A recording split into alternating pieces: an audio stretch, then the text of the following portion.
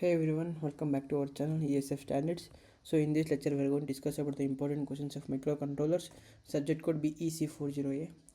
Actually ನಾನು ತುಂಬ ಎಕ್ಸೈಟಿಂಗಿಂದ ನಿಮಗೆ ವೀಡಿಯೋಸ್ ಮಾಡೋಣ ಅಂತ ಹೋಗ್ತೀನಿ. ನಿಮ್ಮ ಸ್ಟೂಡೆಂಟ್ಸ್ ಯಾರೊಬ್ರು ಕಾಲ್ ಮಾಡಿ ಅರ್ಧದಲ್ಲೇ ನಿಮ್ಮ ನಂಬರ್ ಡಿಸ್ಪ್ಲೇ ಆಗುತ್ತೆ ಈ ಸ್ಕ್ರೀನ್ ರೆಕಾರ್ಡಿಂಗಲ್ಲಿ. So please stop the calling, ಆಯಿತಾ? ಕಾಲ್ ಮಾಡೋದು ಸ್ಟಾಪ್ ಮಾಡಿ, ಮೆಸೇಜ್ ಮಾಡಿ ಪ್ಲೀಸ್. ಇದು 4th ಟೈಮ್ ವೀಡಿಯೋ ಮಾಡ್ತಿದ್ದೀನಿ, ಅರ್ಥ ಮಾಡ್ಕೊಳ್ಳಿ ಆಯಿತಾ. ಸೊ ಮೆಸೇಜ್ ಮಾಡಿ ಏನು ಇದ್ದರೆ ಆಯಿತಾ. So let's go into the video fresh ಆಗಿ, ಆಯಿತಾ. ಸೊ ಸಬ್ಜೆಕ್ಟ್ ಕೂಡ ನೋಡೋದಾದರೆ micro controllers and subject name so BEC40A. So first ಹೇಳೋಣ. Okay release everything. So hey everyone, welcome back to our channel ESF Standards. So in this lecture we are going to discuss about the important questions of microcontrollers. Subject code BEC40A.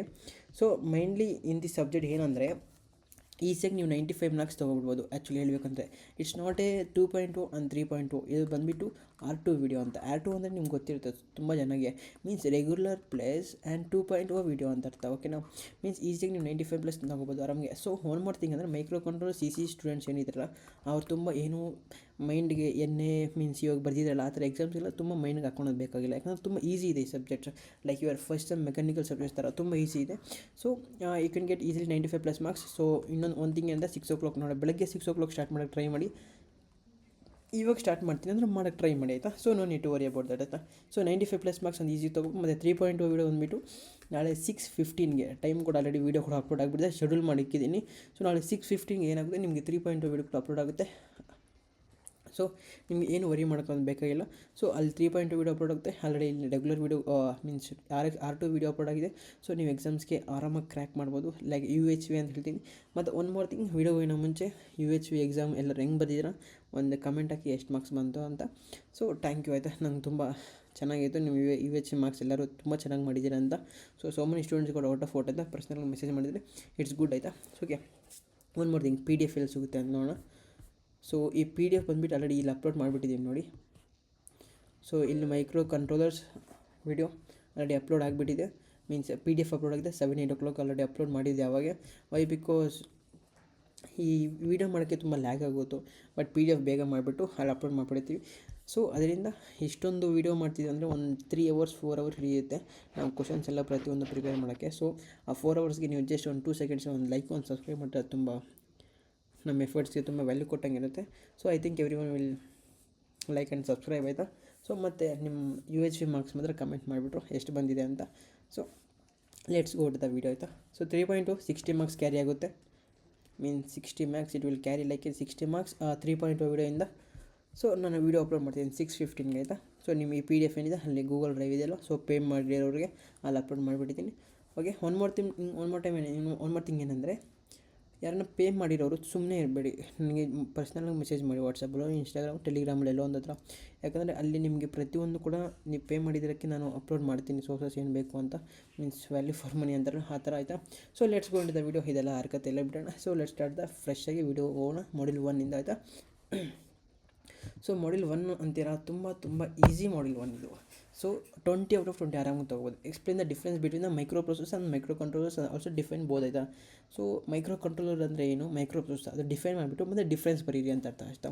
So very important. ನಾನು explain the difference of CISC and RISC very important questions ಆಗಿರುತ್ತೆ. So ಈ 2 ಕ್ವಶನ್ಸಲ್ಲಿ ಒಂದು question ಮಾತ್ರ ಎಕ್ಸಾಮ್ಸ್ಗೆ ಬಂದೇ ಬರುತ್ತೆ, fix questions ಆಗಿರುತ್ತೆ. So you can get like 7 marks ಆರಾಮ್ ಬಂದುಬಿಡುತ್ತೆ. So in this 2 question 1 question is going to fix for your exams, that only this 1 question, ಆಯಿತಾ. ಇದು 3.0 ವಿಡಿಯೋದಲ್ಲಿ ಹೇಳೋಣ ಅಂತಿದೆ, ಬಟ್ ಇಟ್ಸ್ ಓಕೆ, ಇದೇ ಪಕ್ಕ ಫಿಕ್ಸ್ ಕ್ವಶನ್ ಬಂದೇ ಬರುತ್ತೆ. So very important questions. So ಇದು 2 ಕ್ವಶನ್ಸ್ ಓದ್ಕೊಂಡಿರಿ, ಯಾಕಂದರೆ ಔಟ್ ಆಫ್ ಔಟ್ ಬೇಕಲ್ಲ ನಿಮಗೆ. ಸೊ ಅದರಿಂದ, ಆಯಿತಾ. Explain with neat architecture diagram features of 8051 micro controller very important questions ಆಗಿರುತ್ತೆ ಇದು ಕೂಡ ಅಷ್ಟೇ. ಮತ್ತು with neat diagram explain the RIM structure of 8051 micro controller, ಆಯಿತಾ. With neat diagram explain the block diagram of 80 micro controllers 2 times. Okay, it's okay.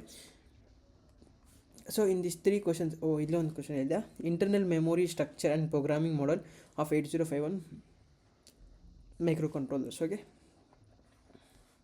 4 questions ಇದೆಯಾ ಇದರಲ್ಲಿ 3 questions ಅನ್ಕೋಣ, 4 questions ಅನ್ಕೋಣ. ಸೊ 3 ಕ್ವಶನ್ಸ್ ಇರೋದು ಎಕ್ಸಾಕ್ಟಾಗಿ, 1 ಕ್ವಶನ್ ರಿಪೀಟ್ ಆಗಿದೆ, it's okay.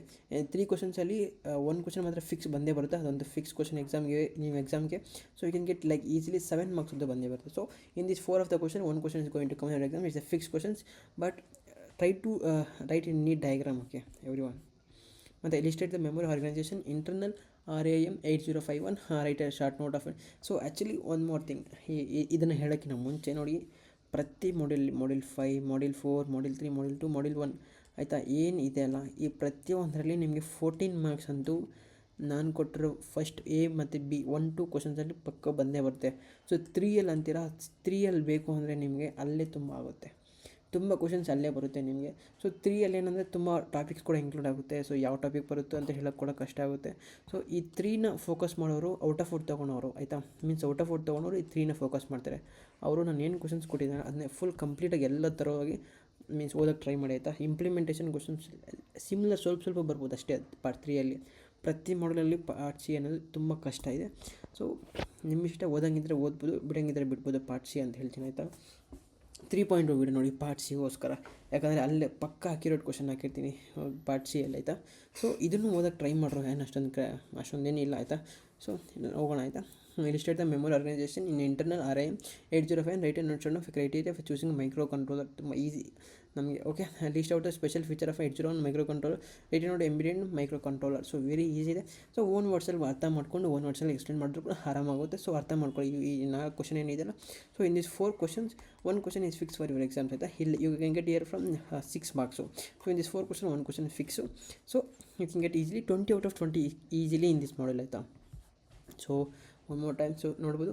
So from this 2 question 1 question is fixed for your exams. After that in this 4 question 1 question is fixed for your exams, you can get like 7 marks, and in this 4 question you will get like one question like 6 marks. You can get easily 20 out of 20 marks in this module. Okay, after that let's see the module 2. Define the addressing mode and explain the different addressing modes with an example. Very important ಆಗುತ್ತೆ. Define addressing mode ಅಂದರೆ ಏನು, explain the 5 different one more time, it's okay, modes within a 8051 example. Briefly explain the arithmetic instructions of 8051 microcontrollers. Okay, so ಈ 2 questions ಏನಿದೆಯಲ್ಲ, ಈ 2 ಕ್ವಶನ್ಸಲ್ಲಿ 1 question ಮಾತ್ರ fix ಬಂದೇ ಬರುತ್ತೆ ಎಕ್ಸಾಮ್ಗೆ. You can get like 7 marks easily ಆಯಿತಾ. ಈ ಮಾಡಲ್ ಈಸಿಯಾಗಿ ತೊಗೋಬೋದು. So in this 2 questions 1 question is fix for your exams. You can definitely same ಕ್ವಶನಲ್ಲಿ you can expect from for your exams also ಆಯಿತಾ. ಸೊ ಒನ್ ಮೋರ್ ಟೈಮ್, ಅವಾಗ ಏನಾಗುತ್ತೆ ಅಂದರೆ module 2 ಅಲ್ಲಿ ಇಂಪ್ಲಿಮೆಂಟ್ ಕ್ವಶನ್ಸ್ ಅಂತಾರಲ್ಲ ಆ ಥರ ಇದು ಆಯಿತಾ. ಸೊ ಇಷ್ಟೊಂದು ಕ್ವಶನ್ಸ್ ಕಾರಣ ಏನಂದರೆ ಅದೇ. ಸೊ ವೆರಿ ಇಂಪಾರ್ಟೆಂಟ್ ಥಿಂಗ್ ನಾನು ಹೇಳ್ತೀನಿ, 3.0 ವಿಡಿಯೋದಲ್ಲಿ ಹೇಳ್ತೀನಿ, ಇದನ್ನೆಲ್ಲ ಓದೋಕ್ಕೆ ಟ್ರೈ ಮಾಡ್ರು ಆಯಿತಾ. So read ALP and means ALP in the assembly language program ಅಂತ. So add to 16-bit numbers of loaded of R1, R0 and R3 add to store the results of R6, R5 and R4 MSB and LSB ಆಯಿತಾ. 2 LSB. Okay, right ALP ಅಂದರೆ ಏನು ಗೊತ್ತಾಯಿತು, to separate the positive negative members of array. Star ಮಾಡಾಕಿರ್ತೀನಿ, ಅದು ಓದೋಕ್ಕೆ try ಮಾಡಿ first priority. Write ALP convert of a packed BCD of ASC ಆಯಿತಾ. Very important. Add to 16-bit numbers located of R1, R0, R3 and R2 storing the results of result R6 respectively. Very important ಕ್ವಶನ್ಸ್ಗಳು ಅದು ಕೂಡ ಅಷ್ಟೇ. ಮತ್ತು if the number of A6H, so very important. So if want to get 100 out of 100 just read this question ಆಯಿತಾ. ಈ question for regular students, ನೀವು means 3.2 ಓದೋರು ಈ ವಿಡಿಯೋನ ಓದೋಕೆ ಹೋಗ್ಬೇಡಿ, ಈ ಕ್ವಶನ್ ಓದೋಕೆ ಹೋಗ್ಬೇಡಿ ಆಯಿತಾ. ಸೊ ಮಿಕ್ಕಿದೆಲ್ಲ ನೋಡ್ಕೋಬೋದು ಆಯಿತಾ. So 1, 2, 3, 4 questions for 5 questions. From 5 questions you can get 1 question for your exams. It's fixed questions. You can get, it carries like 7 marks. Okay, so ನಿಮಗೆ ಮೀನ್ಸ್ 2.0 ಮೈನ್ಲಿ ಅನ್ನೋರಿಗೆ ಈ 4 ಕ್ವಶನ್ಸ್ 1, 2, 3, 4 ಕ್ವಶನ್ಸ್ ಅದನ್ನ prefer ಮಾಡಿ. ಇದು ಅಷ್ಟೊಂದೇನು important ಅಲ್ಲ ಇದು. ಓಕೆನಾ. So out of out ತೊಗೊಳ್ಬೇಕು ಅನ್ನೋರು ಈ ಕ್ವಶನ್ಸ್ ಓದೋಕ್ಕೆ ಟ್ರೈ ಮಾಡಿ ಆಯಿತಾ. ಸೊ ಎಷ್ಟೊಂದೇನು ಇಲ್ಲವೇ ಇಲ್ಲರು ನೋಡ್ಕೊಳ್ಳಿ ಆಯಿತಾ. ಇಲ್ಲಿ ಇಷ್ಟೈತೆ need diagram, different ranges of jump instructions, very important. Analyze the functions of rotate instructions of 8050 microcontrollers. Explain the role of a call subroutine in 8051 microcontrollers program. Give an example ಆಯಿತಾ. What is a stack ಅಂದರೆ ಏನು, push pop instructions ಆಯಿತಾ. So 1, 2, 3, 4 questions ಇದೆಯಲ್ಲ. So in this 4 questions 1 question ಮಾತ್ರ fix ಬಂದೇ ಬರುತ್ತೆ. Main importantly first ಮತ್ತು last question ಓದೋಕ್ಕೆ ಟ್ರೈ ಮಾಡಿ. ಸೊ ವೆರಿ ಇಂಪಾರ್ಟೆಂಟ್ ಆಗಿರುತ್ತೆ. ಸೊ ಹೇಳ್ತೀನಲ್ಲ, ಪದೇ ಹೇಳ್ತೀನಿ, ವೆರಿ ಇಂಪಾರ್ಟೆಂಟ್ ಅಂದರೆ ಅರ್ಥ ಮಾಡ್ಕೊಳ್ಳಿ. So very important. You can get easily 20 out of 20 marks in this model ಆಯಿತಾ. ಸೊ ಇಂಗ್ಲೀಷ್ ವರ್ಜನ್ ಎಲ್ಲ ಒಂದ್ಸರಿ ಹೇಳ್ಬಿಡೋಣ. Every one, you can see the in this 3 questions is there, right? First, in this 3 question, 1 question is fixed for your exams. So after that, write ALP 2 different, in these 5 questions is there. In the 5 questions, 1 question is going to come in your exams. It's like very important fixed questions in this, okay? After that, part C. In part C means need diagram of arranges and jump instructions and rotate the instructions. Everything is more important, and stack also very important. You can get easily from part C also. You can get easily 6 marks, 6 out of 6 from the model, 20 out of 20 you can easily get it. So next model 3 ಹೋಗೋಣ.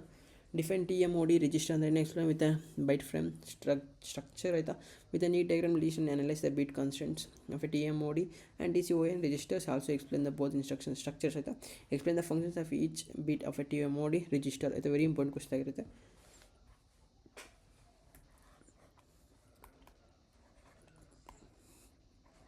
So 3 ಕ್ವಶನಿಂದ 1 question fix ಬಂದೇ ಬರುತ್ತೆ.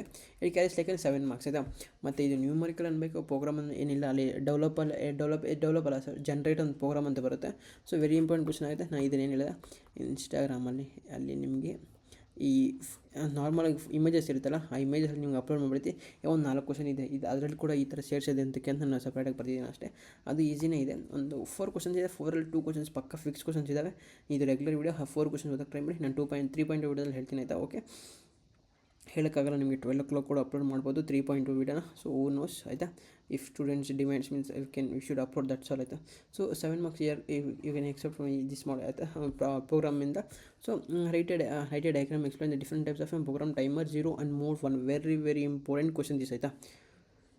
Explain the full duplex and half duplex and simplex serial communications. Explain the term 1 and mode 2 and operations. Explain the terms of counter. It's very important. Diagram different types of programming, timer 0 ಅಂತ. So in these 5 questions ಆಯಿತಾ, 5 ಕ್ವಶನ್ಸಲ್ಲಿ 1 question ಬಂದರೆ fix ಬಂದೇ ಬರ್ತದೆ. So ನಾನು ಪ್ರತಿಯೊಬ್ಬರು ಕೇಳೋದು ಅಂದರೆ ಈ 5 ಕ್ವಶನ್ ಓದಿ ಆಯಿತಾ. 3.2 ಅಲ್ಲ, ರೆಗ್ಯುಲರ್ ಪ್ರತಿಯೊಬ್ಬರು ಇದೇನಿದೆ ಈ 5 ಕ್ವಶನ್ಸ್ ಓದಕ್ಕೆ ಟ್ರೈ ಮಾಡಿ. So you can get easily 6 marks. So 6 marks ತೊಗೊಂಡ್ರೆ ನಿಮ್ಮ ಈ ಮಾಡಲಿಂದ ಕೂಡ ಆರಾಮಾಗಿ 20 out of 20ಗೆ ಈ ಎಕ್ಸಾಮ್ ತೊಗೊಬೋದು ಆಯಿತಾ. ಸೊ ಮಾಡೆಲ್ 4 ಹೋಗಿ ನಮ್ಮ ಮುಂಚೆ ಇಷ್ಟೊಂದು ಹಾರ್ಡ್ ವರ್ಕ್, ಇಷ್ಟೊಂದು ಪ್ರತಿಯೊಂದು ನಿಮಗೆ ವೀಡಿಯೋಸ್ ಕೂಡ ಅಪ್ಲೋಡ್ ಮಾಡ್ತಾಯಿದ್ದೀವಿ ಅಂದರೆ ನಮ್ಮ ಕನ್ಸಿಸ್ಟೆನ್ಸಿ ನಿಮಗೆ ಪ್ರತಿಯೊಬ್ಬರಿಗೂ ಇಷ್ಟ ಆಗ್ತಿದೆ. ಮೀನ್ಸ್ ಇನ್ನವರೆಗೂ ಲಾಸ್ಟ್ವರೆಗೂ ವೀಡಿಯೋ ನೋಡ್ತಿದ್ದಾರೆ, ನಿಮಗೆ ಏನೋ ಒಂದು ಇನ್ಫಾರ್ಮೇಷನ್ ಸಿಗ್ತಿದೆ ಫಾರ್ ಯುವರ್ ಎಕ್ಸಾಮ್ಸ್, ವಿಡಿಯೋ ಎಕ್ಸಾಮ್ಸ್ಗೆ ಹೆಲ್ಪ್ ಆಗ್ತಿದೆ ಅನ್ಕೋತಿದ್ದೆ. ಪ್ರತಿಯೊಬ್ಬರು ಜಸ್ಟ್ ಒಂದು ಲೈಕ್, ಒಂದು ಸಬ್ಸ್ಕ್ರೈಬ್, UH ಮಾರ್ಕ್ಸ್ ಎಷ್ಟು ಬಂದಿದೆ ಅಂತ ಅಷ್ಟೊಂದು ಕಮೆಂಟ್ ಮಾಡಿದ್ರೆ ಸಾಕಾಗುತ್ತೆ. So I will feel happy for that ಆಯಿತಾ. ಸೊ ಮಾಡೆಲ್ 3 2020 ಆಫ್ ಆರಾಮ ತಗೋಬೋದು. ಮತ್ತು ಮಾಡೆಲ್ 4ಅಲ್ಲಿ explain the structure of interpret priority and interrupt enable register. Very important question ಇರುತ್ತೆ.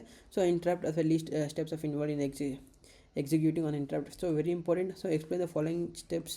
ಸೊ ಇದು ಅಷ್ಟೇ, ಈ 3 questions in this 3 question 1 question is fix for you exams. Mainly very important questions. So very important questions ಆಗಿರುತ್ತೆ.